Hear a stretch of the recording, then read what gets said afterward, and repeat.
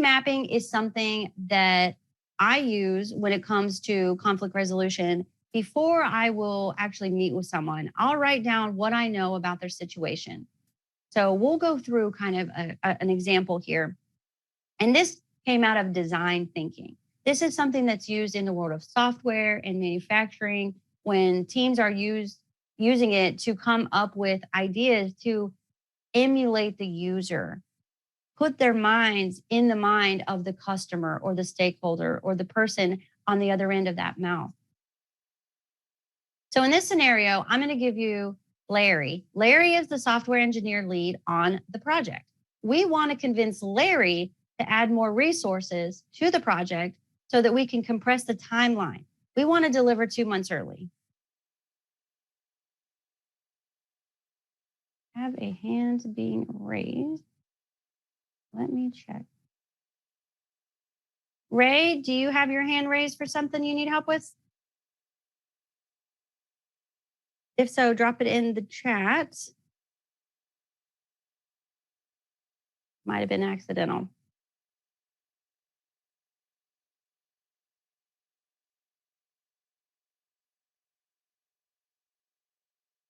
Okay, if anybody has any questions or anything, go ahead and put them in the chat.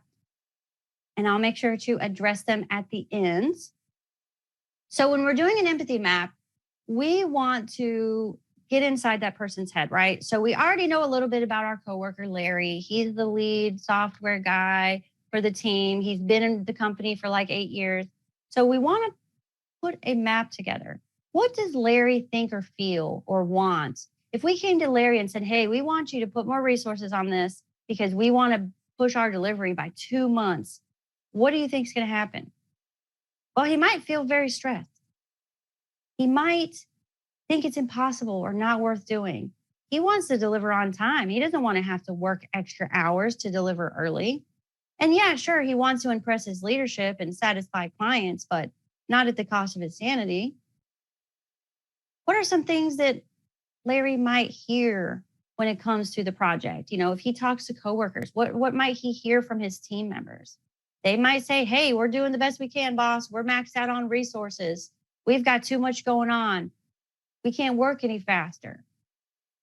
What might he see? He might see obstacles in his way that would prevent him from accelerating the timeline.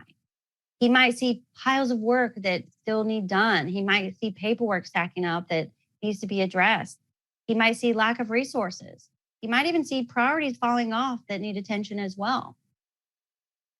What might he say or do? Well, he might complain. He might complain to you, his coworkers, his wife. He might become stubborn and refuse to discuss moving up the timeline. He might say, you know what, this job ain't worth it. I'm going to look for something different. Depending on how bad the situation is, right? And Larry's stress level and where he's at in his career. I add a couple more to the design thinking because I read these other things in another empathy map, and I think they're very useful. What might Larry stand to gain from this? Well, he might get a promotion out of it. And we know he wants to. He wants to take over the department when Roger retires. What might he fear or what pain is he going to try to avoid? Well, he doesn't want the stress, right? His team's already overworked. They need time off. He hasn't had a vacation forever. You know, depending on what he's got going on in his personal life, it might be just too much.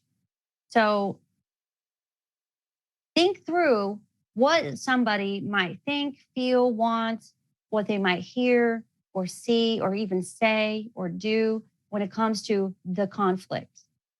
And then think about, what do they stand to gain from this accelerated timeline? Well, they stand to gain favor. Maybe they'll get a bonus. Maybe they'll get a raise. Maybe they'll get time off at the end of it. You know, sometimes they give you free time off.